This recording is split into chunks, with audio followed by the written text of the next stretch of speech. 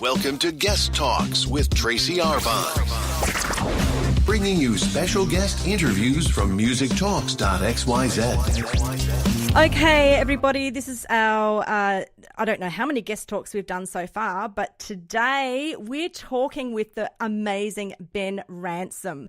Now, Ben started playing guitar and writing songs at the age of 15. He's actually born and raised in Sydney. He spent a little bit of time away. He left Australia and spent some time in Europe, and he's done a lot of work in between all that. But I'm going to let Ben speak. Hi, Ben. How are you going? Hello.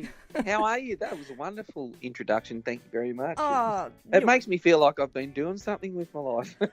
Isn't it funny though when you look at things in and you go back to it, you go, actually, I have done quite a lot. You know, I have. Yes, I've squeezed a lot into my 23 years. And, are you 23? That's true. At age 15, I picked up my first guitar, and it was from, I was inspired by my cousin, believe it or not. He'd come around for a Christmas party, and I can't believe that it's coming up to Christmas already. We're in November. I know. But anyway, that's beside the point. It's we crazy. had a family Christmas party, and he picked up this old beat-up guitar that had been in the garage. It was Dad's old F-hole guitar that he'd got in a garage sale, and he started playing these blues on it, and it was out of tune, and it had like about 4 out of the 6 strings, and he made it sound awesome. And I thought, that's what I want to do with my life. And that was about age 14, and then I took a year to convince Mum and Dad to let me get guitar lessons, and so off we went. And at age 15 I started playing guitar. But now I talk to some of my colleagues nowadays, and they say, well, I started playing guitar when I was 6 years old. So in that regard, I guess I'm a bit of a late bloomer. Well, they actually say that playing guitar, playing any musical instrument, a lot of people know what they want to do at around about the age 12. So, apparently so.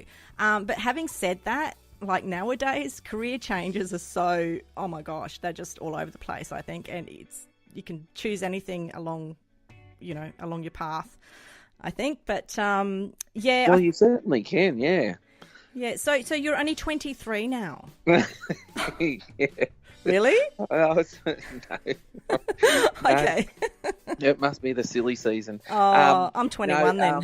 I stopped counting birthdays because I think you're only as old as you feel. That's true. And I took myself off to I was playing in bands and stuff. As soon as I started playing guitar, I joined my first band probably 6 months after I started playing guitar, and it was with my brother and friends at school. Yeah. And we won the talent quest, and from there it was like this, this. It was a roller coaster ride. That's right. It's like, let's aim for the stars kind of thing, and it just kept rolling on from there. And the thing I find with the music industry and achieving things in the music industry, it's almost like a drug. It spurs you on. It gives you this high, and you just want to keep rolling on to the next thing. So I suppose music's my drug. Yeah, well, it is to I think a lot of artists, and I think that when you get that buzz, the buzz, I guess, the addiction, I guess it's like an addiction. It's better than drugs. Yeah, absolutely. No, sorry, I haven't touched drugs. Okay, I just want to put that out there. And that's the funny thing. I lived overseas, and we went to Amsterdam twice, and I've never been into drugs, and I've never taken drugs, and for me, I think life and music is all I kind of need in my life to get that high and that inspiration and that buzz. And that's something that I get from actually performing live. I find the strength in what I do is in my live performance. And I kind of honed my skills while I was travelling around Europe. I lived overseas for a few years, and that connection that you form with the crowd, and your performances is what kind of molds you into the artist that you eventually become. And that's why I think that the strengths in what I do lies in that live performance. And we tried to make that translate across into the recordings. And sometimes it's funny, the recordings don't always turn out how you envisage them to be. And so I suppose you just want to get people to your shows, but the only way to get people to your shows is to get the music out there, and the only way to get the music out there is to record the music and put it out there, but it doesn't quite capture the moment. So but anyway, I digress. No, that's fine. So now hang on, you left Australia to go to Europe. What did you go to Europe for specifically? It was really just to broaden my mind. In fact, I've written a song about this. I find that there's so much of the world out there, and a lot of people are ignorant to everything that's going on around them. They live in their own little cocoon of their own little lives, and they don't realise that it's a big wide world out there. And it was funny, travelling, it gives you sort of that knowledge and open-mindedness, I find. And so that was one of the things that I wanted to do, is just get out and explore the world. Yeah, and there's no better way to learn than on the job. That's right.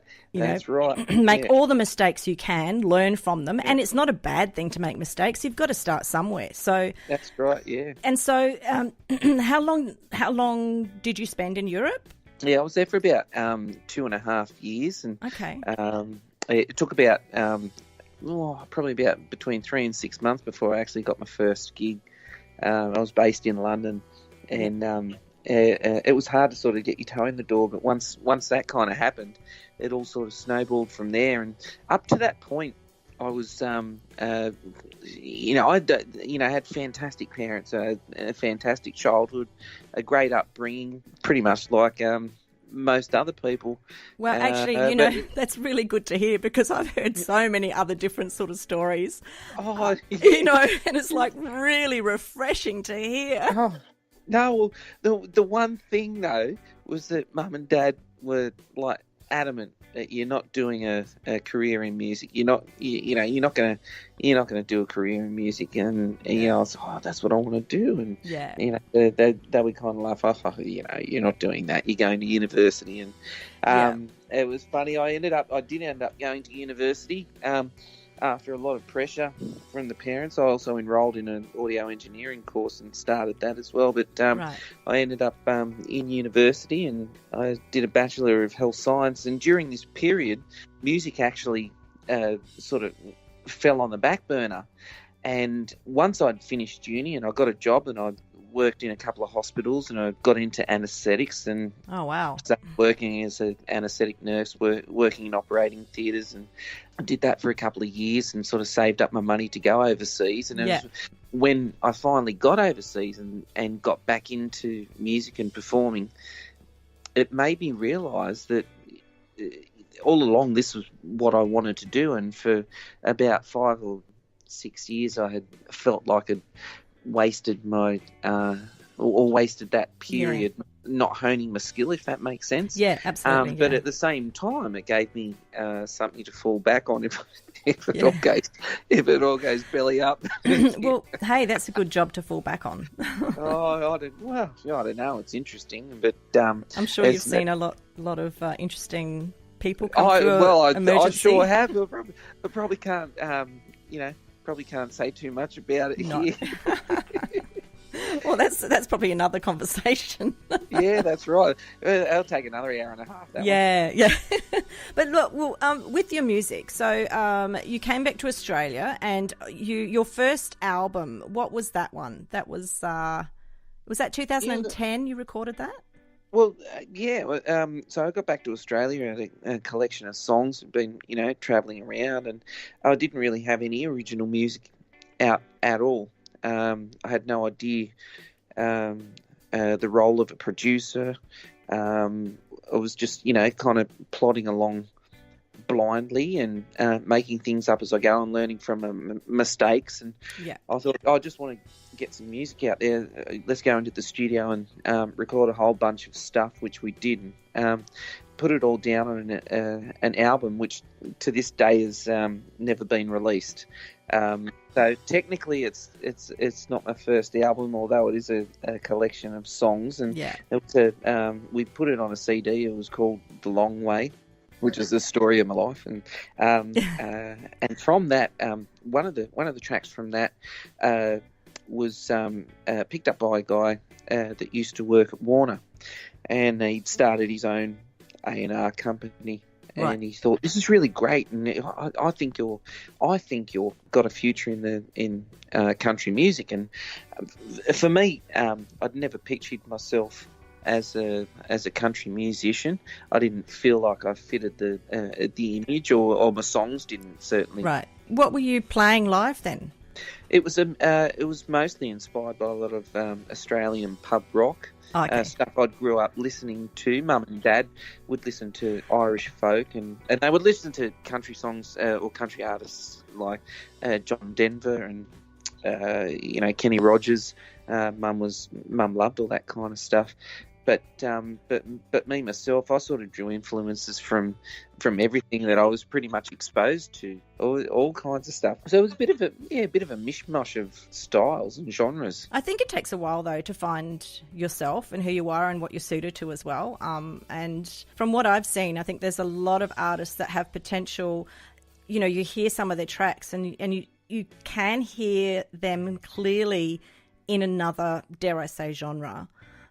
Because now, like, genres are it's just such a fusion of so much different kind of styles. That's right, yeah, exactly. Which kind of guess that's how we found a home in country music, because the umbrella of country music encompasses all different styles, Yeah. It's very forgiving and the community is quite accepting. Yes. And so you're able to find your feet, and that's I guess what happened with me, and I've been able to build a fan base and kind of grow from there. Yeah. So your first single was Bourbon and Sunsets, and I believe this was a really big hit for you. It peaked at number 2 on the country charts. Yeah, on the hot country charts, number 2 first single. Right. And so this was the one that the guy from Warner put out. Yeah, that's right. Okay. Yeah. Bourbon and Sunsets. It's a song I started writing actually when I was at Schoolies Week. Because at Schoolies Week, when you're 18 years old, you know that you know everything about the world, and you can write songs about women breaking your heart and bourbon and sunsets. Oh, look! Don't tell me about Schoolies Week. I've got one just about to turn 18 and finished at HSC, so few weeks away. Help! It's all happening here. So then, and also, look, you've also been a 2012 finalist for the Toyota Star Maker competition. Yeah. This is quite big. For those who don't know the Toyota Star Maker competition, this kind of competition launched the careers of Keith Urban. That's right, yeah. So, man, you're doing well. Yeah. And then from that point, you had Slow Burn. Yeah, so that was the official debut album, and right. And out of all those things, so in 2012 I went to the CMAA Academy of Country Music. For anyone that doesn't know the CMAA, it's the Country Music Association of Australia, and went to the academy up there in Tamworth, and it was all during this period that I was got into Toyota Star Maker, and it's a fantastic springboard for anyone that is considering a career in music, because it kind of gives you that knowledge to build a foundation, and that's the important thing, is to build a solid foundation which you can sort of build your career on. And they're not talking about being famous. We can spend a whole another podcast talking about these reality shows and Australian Idol or The Voice or all this kind of stuff, and instant fame and all that kind of stuff. But if you want longevity, and you want a career in music, you need to create a solid foundation, and that was one of the things that I took away from that, and so that's what I've been working on and building on, and it got my foot in the door with a lot of contacts in the industry through Star Maker, and then met Matt Fell, who was the producer of the debut album Slow Burn, and it kind of sort of went on from there. Yeah, like Matt Fell's pretty well recognised. Yeah. That's pretty awesome to record your, so-called debut album, as you would call it, being produced by Matt Fell and also Glenn Hanna. Yes, yeah. You've obviously done a lot. How many albums have you released to date? So just 3. Just 3. That's still pretty good, you know. Oh yeah. And see, probably not many people realise that between all these albums, there's so much more that's recorded. Well, that's right. Yeah. You know? The In-Betweenies album, I like to call it, was the live album, and it was around that time that I met Ali Cook. Ali Cook, who's been kind enough to introduce both you and me together, but she's always been instrumental in linking us up with other people, and it's been a fantastic association. But the live album came about because I wanted to sort of give the audience a taste of what it's like to come to a live show. Yeah. And during that time, we hooked up with Robbie Porter. Oh, okay. Robbie Porter was, if anyone that doesn't know Robbie Porter, he was the head of Wizard Records, along with his mate Steve Binder, and Steve Binder was, of course, Elvis's producer from his '68 comeback special. I mean, the rock and roll stories that you can chat about are incredible, and we ended up doing a song together. We recorded and released a cover of a Jackson Browne song. Oh, wow. And it was released under the Wizard Records label, and it was the first time in 42 years that Robbie had actually performed on a recording. And I think the first one was, the first artists that they signed to their new label, Wizard Records, was Daddy Cool, and Robbie recorded all of Daddy Cool's stuff, right. Eagle Rock and everything else, and then all the artists that they've been associated with it is just incredible. And so to be able to be in the fold with people like this and gain some knowledge from that area was incredible, and it was able to set me up for the I guess you call the sophomore album, which is the current album, which is 101. Yes, which I'm just great lead in there, because I want to talk about this brand new track that you've got out now. You have you did a duet, or should we call it a duet? Or It was a featuring. Featuring. Okay. Yeah, it was. I guess it was more featuring, and you go on. Okay. For those of you who don't know, but Sharon O'Neil had the massive hit Maxine, and a few other ones back in. How long ago was that now? Oh, it was back in the very early 80s. Absolutely gorgeous Sharon O'Neil, who's a native of New Zealand. And once again, if I can extend my enormous thanks and gratitude to Ali Cook for hooking us up. But how it all came about was great. I was going to ask you that. Not only was she an amazing artist and singer in her own right, she was also a fantastic songwriter. Right. And what was it like working with Sharon? Oh, she was incredible. I had known her work from the early 80s because I was quite into Countdown and all the 80s music, the pub rock and all that kind of stuff. Yeah. And artists like Jimmy Barnes. I remember Sharon was touring with Jimmy and doing backing vocals, and his keyboard player on that particular tour was Alan Mansfield, and Alan Mansfield of course was the keyboard player in Dragon, and during this time Dragon had put out an album called Bondi Roads, and they put out I mean, everyone knows Drag, and they've got Yeah. a whole string of fantastic hits. But the Bondi Road album was a fantastic album for me, and one of the tracks from that, called Young Years, was a very special song that I have absolutely loved.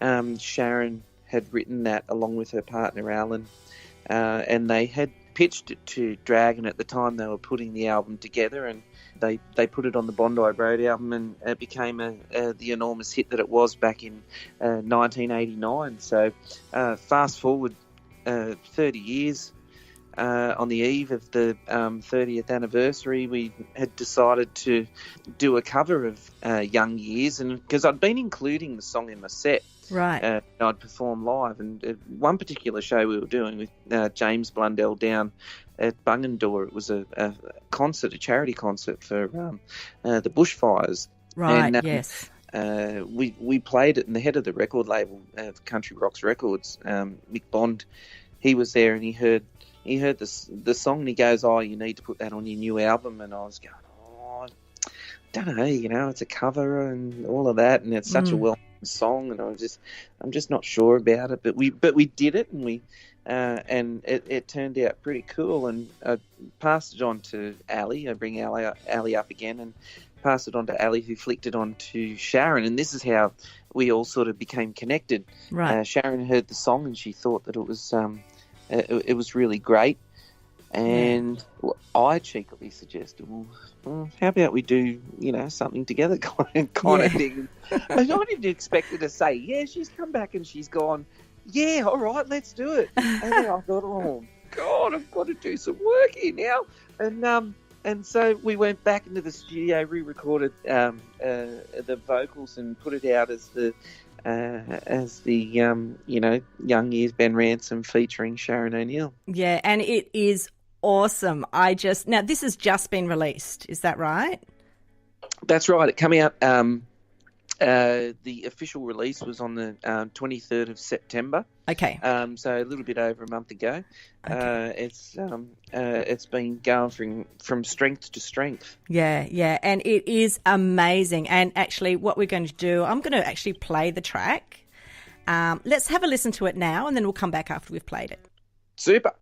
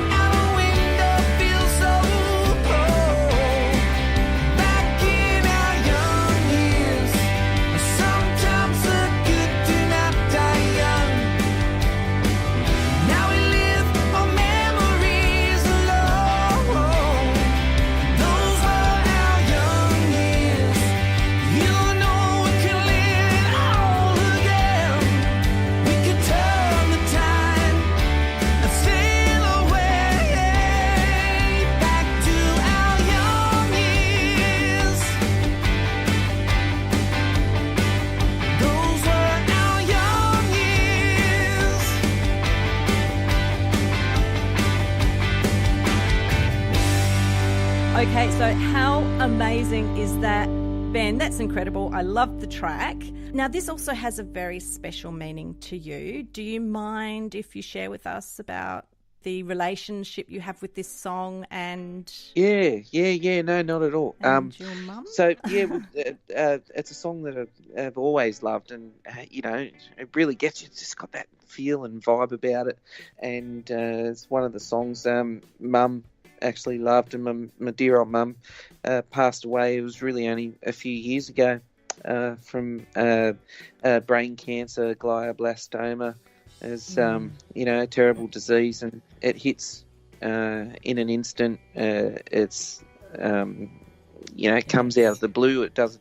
Yeah, it certainly does. Unrelenting, and it turned out that during the course of her treatment and her therapy, she ended up in palliative care down in Berry, which is funny enough where Mark Hunter from Dragon was. And I won't talk much about Mark out of respect to his family, and but the nurses looked after Mum, the same ones that looked after Mark, and there was just that little connection there, and it was just the song that really sort of touched me, and so when I perform it, it has that the emotion and rawness and energy in it. That's what I find. Yeah. So that's the connection there. So this is your way to honour your mum, would you say? And when so when you recorded this, were you thinking of your mum? No, or just no, I wasn't. I was just thinking about doing the best that I can to pay tribute to the songwriters. The song, and then it kind of made me reflect on why the song was important to me. Right. So it was sort of kind of after we were doing it, I thought, wow, this the poignancy kind of hit home once I started sort of thinking about it all. Yeah. So But the song is definitely it's kind of almost like an anthem. It is a bit, isn't it? Yeah. It's like a lost anthem. You hear K-San and Working Class Man and all that kind of stuff on the radio all the time, but songs like this that it really sort of get you going, and you go, oh, I remember that, and I love it, and it gives you that that feeling inside.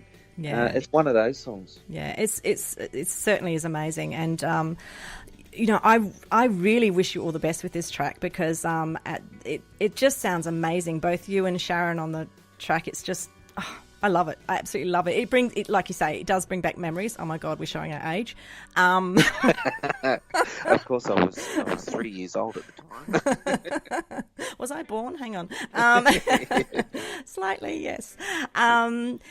So look, I wish you all the best with this track and with your upcoming album. Is that coming out in January? Yes. No, it was released in January. The album itself was released in January. But we are, as we speak, putting together the Young Years tour, Awesome. which will go through the first, say, third of 2019. And I'm currently working on tracks for a brand new album. Always working, always looking forward. On to the next thing. So how can we find out about your tour? Where do we go to find out about where you'll be playing for that? Yep, the best way is if anyone's on social media. I'm on Facebook and Instagram at the moment. And the website always has the updates on there, and that's ransommusic.com. Yeah. Swing by, you can send an email. Better off come to a show. Better off come to a show and buy an album, and I'll sign it. Well, I'll get down there. I'll get down to one of the shows, and maybe we can do a live podcast of it or something. Might be really cool to do.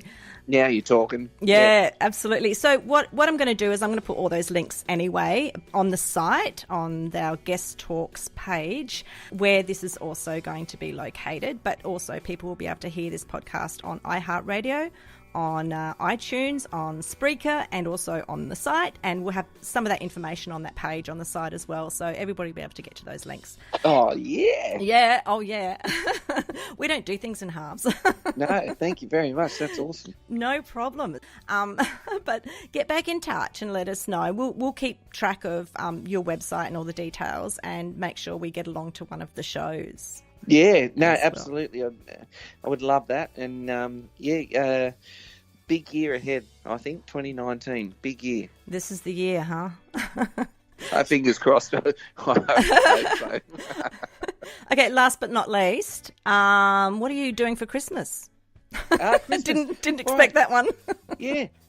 So we have a celebration with our friends. We have a couple of traditions that we like to do. The first one is called Turkey Tuesday, and because we love to cook a turkey, and we can never cook a turkey with the family because they're always doing other things, and so we get all the orphans because all our family are out of Sydney. Yeah. We gather around on the Tuesday before Christmas and we have Turkey Tuesday. Oh, my gosh. So that's always a fun celebration. I thought you were going to say you go and catch the turkeys, because we got turkeys running around our house. Oh, really? Yeah, bush turkeys. Yum. You know. Yeah. They used to eat them during the Depression. And apparently they're tasty, but they're hard to catch, but they're also a bit tough. So you've got to cook them. You kind of got to more or less stew them for a while. But they're completely edible. And, they make a mess of your garden. So don't feel bad. Don't feel bad putting them on the table this year. Oh, no. You're doing something for the environment. Well, I really don't know what they're eating out there in the wild. So Yeah. I'll have to raise one from a chick and then I'll get attached to it. And then give it a name. I couldn't do that. I couldn't do it. I don't want to see a head. No. Do you know what I mean? Christmas Day, I think we'll spend here in Sydney, and then my wife and her family live out in Dubbo. All the way out west, we go out to Dubbo and have a traditional country Christmas, and Boxing Day is generally we go yabbing, we go crayfishing. Oh. That's the tradition. So that's what we've got in store. That sounds pretty cool. I was thinking you were going to say Boxing Day is our recovery day, because it is here. Oh, no. No, we spend January to recover. Actually, no, we can't recover in January because we've got the festival. So it just rolls into February. Yeah, before you know it, it'll be Christmas again. Oh, no, let's not do that. Look, Ben, it's been great talking with you, and can't wait to see you perform live as well. And again, all the best with this new album and the Young Years track. It's gonna do well. It's gonna do well. Thank you. It's been an absolute pleasure, and I look forward to chatting with you again soon. Great. Thanks, Ben. See ya. Guest Talks with Tracy Arbon, bringing you special guest interviews from musictalks.xyz.